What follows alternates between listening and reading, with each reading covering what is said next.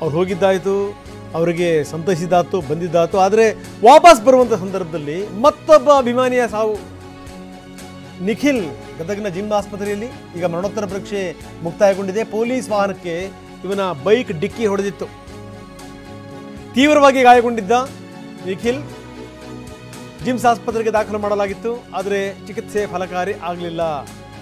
ಗದಗ್ನ ಮುಳುಗುಂದ ನಾಕಾ ಬಳಿ ನಡೆದಂಥ ಘಟನೆ ಇದು. ಕೆಲವೇ ಕ್ಷಣಗಳಲ್ಲಿ ಗ್ರಾಮಕ್ಕೆ ನಿಖಿಲ್ ಪಾರ್ಥಿವ ಶರೀರ ಬರುತ್ತೆ. ದುಃಖ ಮಡುಗಟ್ಟಿದೆ. ಬಿಂಗದಗಡ್ಡಿ ಗ್ರಾಮಕ್ಕೆ ಪಾರ್ಥಿವ ಶರೀರ ಬರುತ್ತೆ. ಈಗಾಗಲೇ ಮರಣೋತ್ತರ ಪರೀಕ್ಷೆ ಮುಕ್ತಾಯವಾಗಿದೆ.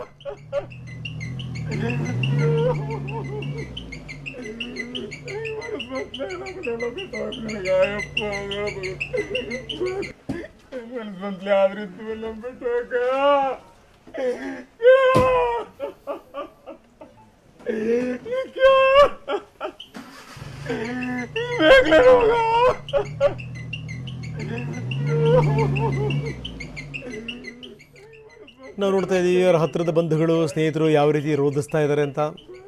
ಬಹಳ ಇಂಟೆಲಿಜೆಂಟ್ ವಿದ್ಯಾರ್ಥಿ, ತುಂಬ ಚೆನ್ನಾಗಿ ಓದ್ತಾ ಇದ್ದ. ಆದರೆ ನೋಡಿ ಹಣೆ ಬರಹ ಯಾವ ರೀತಿ ಇತ್ತು ಅಂತ. ನಿನ್ನೆ ಪೊಲೀಸ್ ಬೆಂಗಾವಲು ವಾಹನಕ್ಕೆ ಈತನ ಬೈಕ್ ಡಿಕ್ಕಿ ಹೊಡಿತು.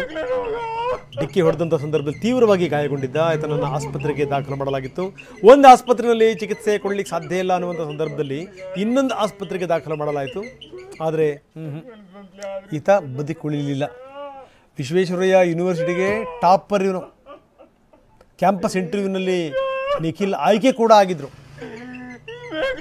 ಆದರೆ ಇದ್ಯಾವುದನ್ನು ಕೂಡ ಭಾರತೀಯ ಸೇನಾಪಡೆಗೂ ಕೂಡ ನಿಖಿಲ್ ಆಯ್ಕೆ ಆಗಿದ್ದಂತೆ. ಆದರೆ ಟ್ಯಾಟೋ ಹಾಕಿಸ್ಕೊಂಡಿದ್ದಕ್ಕೆ ಕೊನೆಯ ಕ್ಷಣದಲ್ಲಿ ರಿಜೆಕ್ಟ್ ಆಗಿತ್ತು. ಆಪ್ತ ಸ್ನೇಹಿತನನ್ನು ಕಳೆದುಕೊಂಡ ಗೆಳೆಯರು ದುಃಖದಲ್ಲಿದ್ದಾರೆ. ಈಗ ತಾನೇ ರೋಧಿಸ್ತಾ ಇದ್ರು. ಆತನ ಸ್ನೇಹಿತರು ಕಂಬನಿ ಮಿಡಿತಾ ಇದ್ದಾರೆ. ಬಿಂಕದಕಟ್ಟಿ ಗ್ರಾಮಕ್ಕೆ ನೂರಾರು ಆತನ ಗೆಳೆಯರು ಬಂದಿದ್ದಾರೆ. ಇಂಜಿನಿಯರಿಂಗ್ ವಿದ್ಯಾರ್ಥಿಗಳು, ಅವರ ಶಾಲೆಯ ಲೆಕ್ಚರ್ಗಳ ಸಹಿತವಾಗಿ ಬರ್ತಿರೋದನ್ನು ನಾವು ನೋಡ್ತಾ ಇದ್ದೀವಿ. ಟಾಪರ್ ಆದಂಥ ವಿದ್ಯಾರ್ಥಿ, ತುಂಬ ಇಂಟೆಲಿಜೆಂಟ್ ವಿದ್ಯಾರ್ಥಿ, ಭಾಳ ಒಳ್ಳೆ ಫ್ಯೂಚರ್ ಇತ್ತು ಅಂತ ಅನಿಸುತ್ತೆ. ಬನ್ನಿ, ಇದಕ್ಕೆ ಸಂಬಂಧಪಟ್ಟಂಗೆ SP ಮಾತಾಡಿದ್ದಾರೆ. ಏನು ಹೇಳಿದ್ರು ನೋಡೋಣ. ಖಂಡಿತ ಯಾವುದು ಬೆಂಗಾವಲು ವಾಹನ ಅಲ್ಲ. ಯಶ್ ಅವರು ಇದೇನು ಜಿಮ್ಸ್ ಹಾಸ್ಪಿಟಲ್ ಭೇಟಿ ಮುಗಿಸ್ಕೊಂಡು ಹೋದ್ಮೇಲೆ ಇದು ನಮ್ಮ ಇನ್ನೊಂದು ಕರ್ತವ್ಯಕ್ಕೆ ಹೋದಂಥ ಒಂದು ವಾಹನ. ಆ ವಾಹನ ನಮ್ಮ ಹೆಡ್ ಕ್ವಾರ್ಟರ್ಗೆ ಹೋಗುವಾಗ ಆ ದಾರಿಯಲ್ಲಿ ಅದು ಆಕ್ಸಿಡೆಂಟ್ ಆಗಿದೆ. ಅದು ಆ ವಾಹನ ಯಶ್ ಅವರು ಬೆಂಗಾವಲು ಕರ್ತವ್ಯಕ್ಕಾಗಲಿ ಅಥವಾ ಆ ಡ್ಯೂಟಿಗೂ ಕೂಡ ನೇಮಿಸಿರಲಿಲ್ಲ. ಬೇರೆ ಇನ್ನೊಂದು ಕರ್ತವ್ಯಕ್ಕೆ ಹೋಗಿ ನಮ್ಮ ಹೆಡ್ ಕ್ವಾರ್ಟರ್ ಅದೇ ರೋಡಲ್ಲಿ ಇರೋದ್ರಿಂದ ವಾಪಸ್ ಅವ್ರು ಹೆಡ್ ಕ್ವಾರ್ಟರ್ಗೆ ಹೋಗ್ತಾಯಿದ್ರು. ಹೆಡ್ ಕ್ವಾರ್ಟರ್ಗೆ ಅವರು ಟರ್ನ್ ಮಾಡ್ಕೊಳ್ಳುವಾಗ ಲಕ್ಷ್ಮೇಶ್ವರ ರೋಡಿಂದ ಮೇನ್ ರೋಡಿಂದ ರೈಟ್ ಸೈಡ್ ಟರ್ನ್ ಮಾಡ್ಕೊಂಡು ಅವ್ರು ಹೆಡ್ ಕ್ವಾರ್ಟರ್ಗೆ ಹೋಗುವಾಗ ಇವರು ಆ ಕಡೆಯಿಂದ ಬಂದು ಆ ಎರಡು ವಾಹನಗಳಿಗೆ ಅದು ಇದಾಗಿ ಮುಖಾಮುಖಿಯಾಗಿ ಆಕ್ಸಿಡೆಂಟ್ ಆಗಿದೆ.